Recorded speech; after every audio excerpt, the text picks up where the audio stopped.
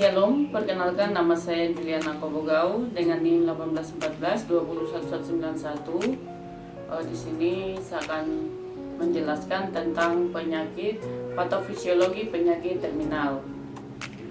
Yang pertama, pengertian penyakit terminal.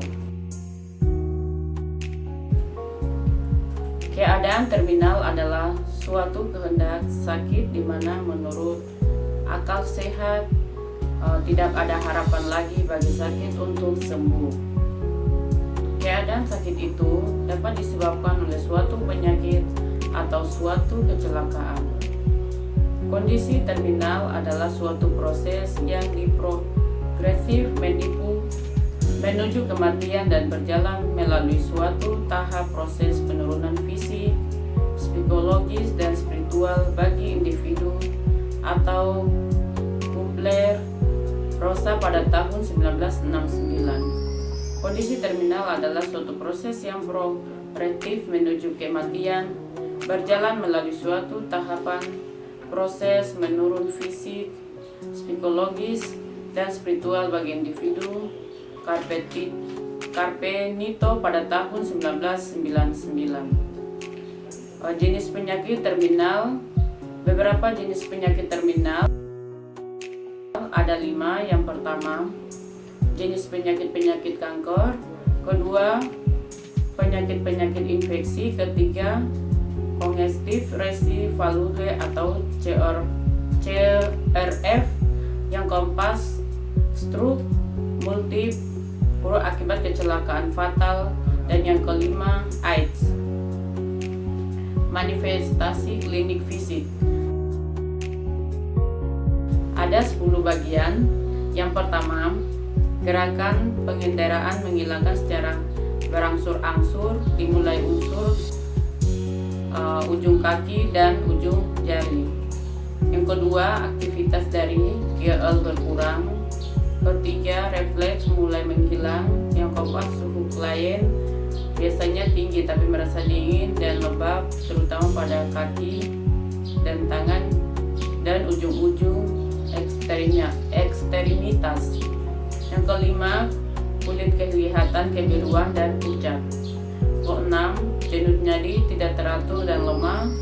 Yang berikut, nafas berbunyi keras dan cepat ngorok. Yang kedelapan, penglihatan mulai kabur. Kesembilan, klien kadang-kadang kelihatan rasa nyeri. Dan yang ke-10, klien dapat tidak sadarkan diri.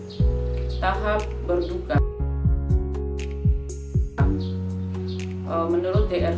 Elizabeth Carpenter-Ross telah mengidentifikasi 5 tahap berduka yang dapat terjadi pada pasien dengan penyakit terminal. Yang pertama, denial,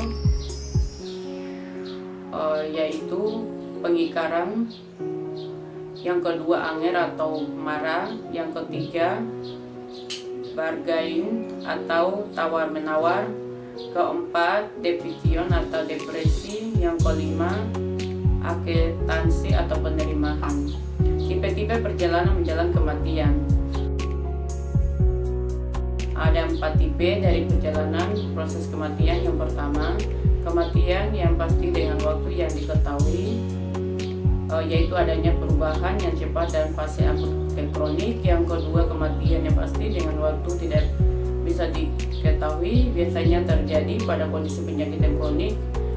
Ketiga, kematian yang belum pasti, kemungkinan sembuh belum pasti, biasanya terjadi pada pasien yang operasi radikal karena adanya kanker. Dan yang terakhir, kemungkinan mati dan sembuh yang tidak tertentu, terjadi pada pasien yang rasa kronik dan telah berjalan lama. Tanda-tanda meninggal secara klinis. Tanda-tanda klinis kematian dapat dilihat melalui perubahan nadi, respirasi, dan tekanan darah. Pada tahun 1968, World Medical Assembly menetapkan beberapa petunjuk tentang indikasi kematian, yaitu yang pertama, tidak ada respon terhadap rangsangan dan luar secara total. Yang kedua, tidak adanya gerak dari otot, khususnya pernapasan. Yang ketiga, tidak ada refleks. Dan yang keempat, gambaran mendatar pada EKG. Macam tingkat kesadaran atau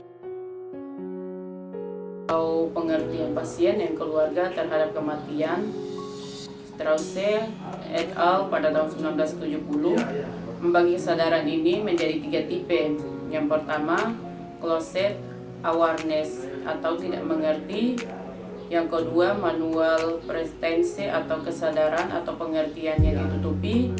Dan ketiga, open awareness atau sadar akan keadaan dan terbuka. Bantuan yang dapat diberikan pada saat tahap berduka.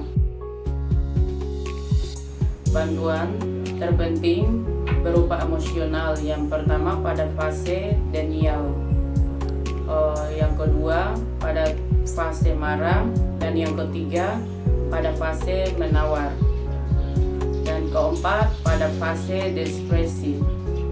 Bantuan memenuhi kebutuhan psikologis. Ada 7. Yang pertama kebersihan diri, yang kedua mengontrol rasa sakit, ketiga memberi jalan nafas, keempat bergerak, kelima nutrisi, keenam eliminasi, dan yang ketujuh perubahan sensori. Bantuan memenuhi kebutuhan sosial. Klien dengan dying akan ditempatkan di ruang isolasi dan untuk memenuhi kebutuhan kontak sosialnya, perawat dapat melakukan yang pertama, menanyakan siapa-siapa saja yang ingin didatangkan untuk bertemu dengan klien dan didiskusikan dengan keluarganya, misalnya teman-teman dekat atau anggota keluarga lainnya. Kedua, mengenali perasaan-perasaan klien sehubungan dengan sakitnya dan perlu diisolasi. Ketiga, menjaga penampilan klien pada saat-saat menerima kunjungan teman-teman terdekatnya, yaitu dengan memberikan klien untuk membersihkan diri dan merapikan diri. Dan yang keempat, meminta saudara atau teman-temannya untuk sering mengunjungi dan mengajak orang lain dan membawa buku-buku bacaan bagi klien apabila klien mampu membacanya. Dan yang terakhir, bantuan memenuhi spiritual. Yang pertama, menanyakan kepada klien tentang harapan-harapan kehidupan dan rencana-rencana klien selanjutnya menjelang kematian. Dan yang kedua, menanyakan kepada klien untuk mendatangkan pemuka agama dalam hal untuk memenuhi kebutuhan spiritual. Dan yang ketiga, membantu dan mendorong klien untuk melaksanakan kebutuhan spiritual sebatas kemampuannya. Sekian penjelasan tentang patofisiologi penyakit terminal. Terima kasih.